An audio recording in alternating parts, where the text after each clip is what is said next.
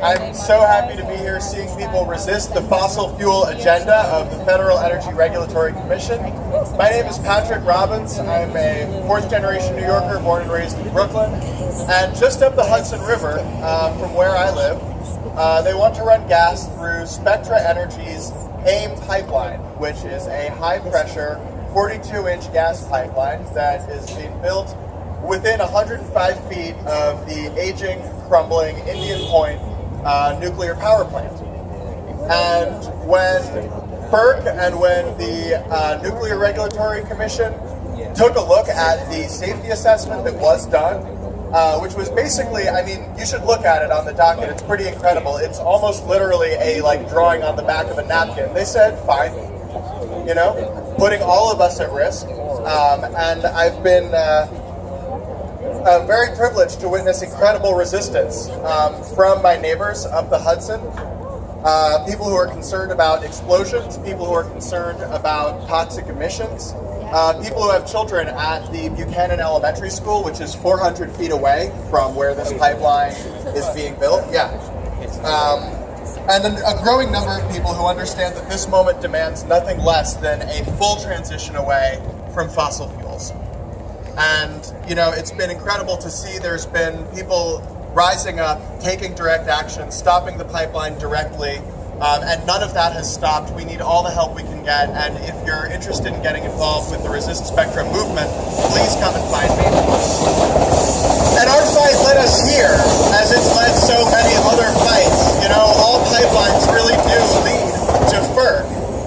And this disgraceful agency is foreclosing on a livable planet for so many people, and as Trump rises to power, it is clearer than ever that we are going to have to fight to preserve our voice in government.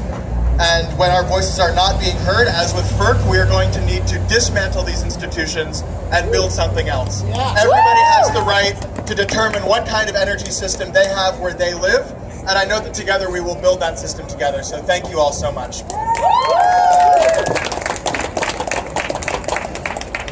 I have to say, I've been out at FERC many times, and I just think it's so great that there's a lot of people here I don't know and I've never seen before. So that just shows we're growing, more people are resisting. As more people come into direct contact with these pipeline projects or these liquefied natural gas export terminals or compressor stations, more people are getting involved in the fight, and that's what we need. So, raise your hand. You're not. Okay, are you speaking next? Okay, well, yeah. There may be time for everybody to speak, but can I just have the people who we know are speaking okay, come forward. Introduce yourself. Hi, everybody. I'm John O'Draghi. I'm from Lancaster, Pennsylvania, another Pennsylvanian here. We've been fighting the Atlantic Sunrise Project for the past 3 years, and FERC just approved the EIS. Yeah, right? Let's all do boo again. Boo! So they determined that there's no significant impact on the environment. It cuts through the entire state pretty much. It starts here's Pennsylvania, here's Susquehanna County, here's Lancaster County. Here's the Susquehanna River, which starts in New York State and is the biggest contributor to the Chesapeake Bay. It goes through the entire Susquehanna River Valley, for the most part.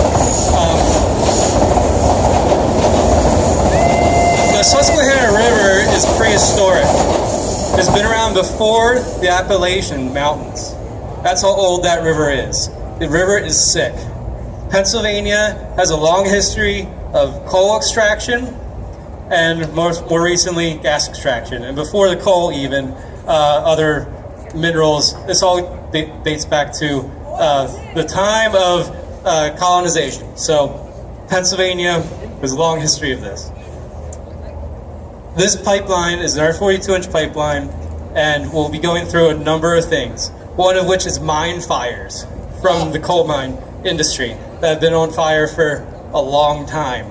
This pipeline will be going through between two mine fires that are growing and have continued to grow.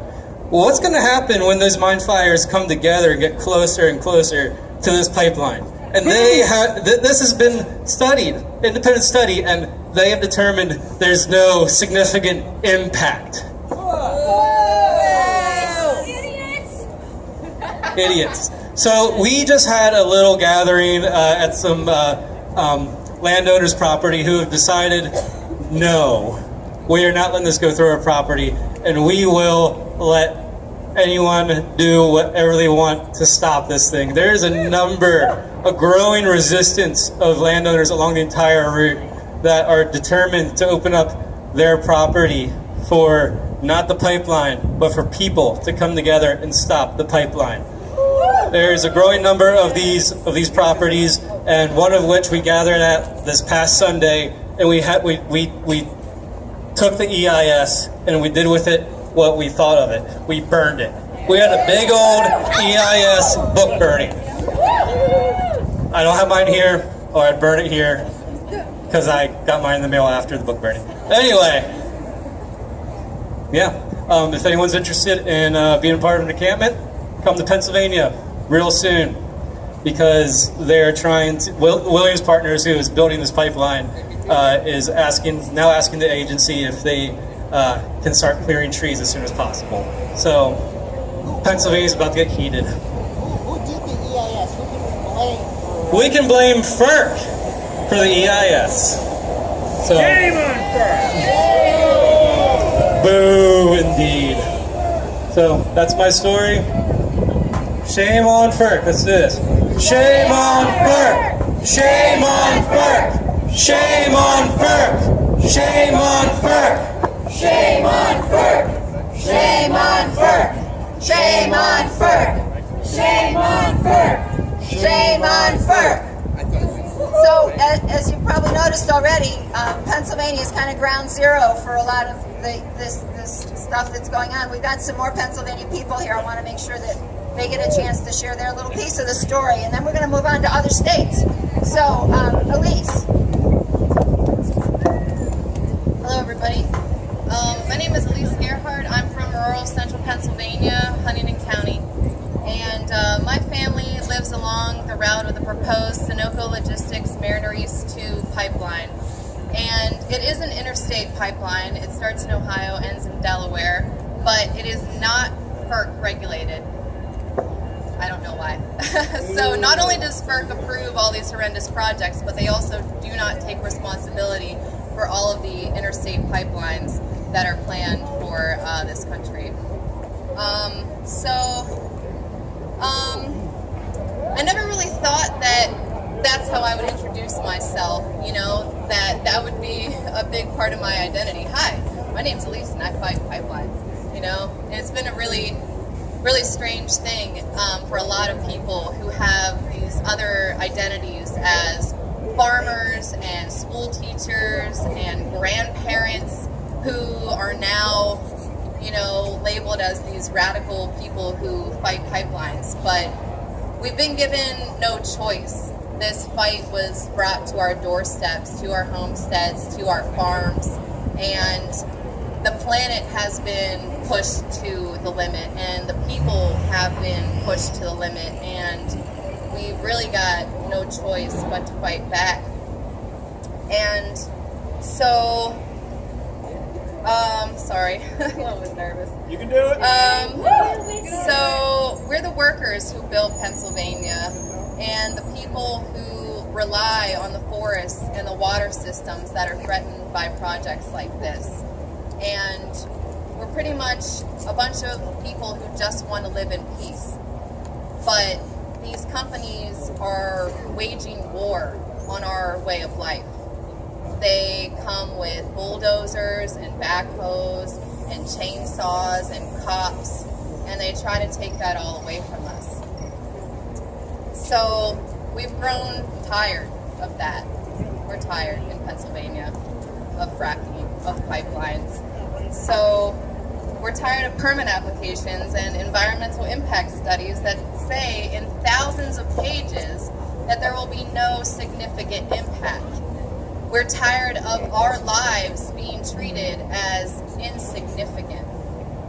So We're tired of industries that exploit us and a government that criminalizes us for protecting our families from industrial harm. My family, we had a conservation area on our property that we stewarded for over 30 years. It was a 100-year-old forest. And Sunoco decided that they were going to come in and take 3 acres of that through eminent domain. And without any type of permits, they clear-cut 3 acres of forest land. And they brought a bunch of police. They arrested my mother twice. They arrested a bunch of my friends. And so we're really trying to figure out what rights we do have and, you know, where can we even be on our own property without getting arrested. And we really don't know right now. There's a lot of gray areas right now in Pennsylvania. We don't know what our property rights are. We don't know what our First Amendment rights are. We don't know what right we have to defend ourselves from harm. So we've been fighting, and we're going to keep fighting because we don't have a choice. And so there's a lot of awful things happening, but amidst all those awful things, I have met so many strong and resilient people that, you know, I value so much, and I've learned so much from them. And the courage that they've shown. You know, people are being forced to dig really deep within themselves and find that courage to fight back against these impossible odds. And I've been, you know, watching what's happened at Standing Rock, and, you know, we're trying to follow that lead of indigenous-led resistance and listen to what they have to say and how they say that things should be done. And, you know, stand in solidarity with that. So, actually, I wanted to let you know that Sunoco Logistics is going to be merging with Energy Transfer Partners, who is building the Dakota Access Pipeline. So, those companies will become one company this business quarter. So, we really do have a huge common enemy there. Energy Transfer Partners has projects in many different states right now, in Florida, Louisiana, Pennsylvania, North Dakota, and, you know, all the states that the Dakota Access Pipeline would go through. So I think it's really a target that we should rally around and keep an eye on. That Energy Transfer name might go away and be replaced with Sunoco Logistics, so just keep an eye on that. But thank you all for being here and for standing up to these to these fools right here, and just keep that fire burning. You know, burn those EISs, and, you know, keep up the struggle. So thank you.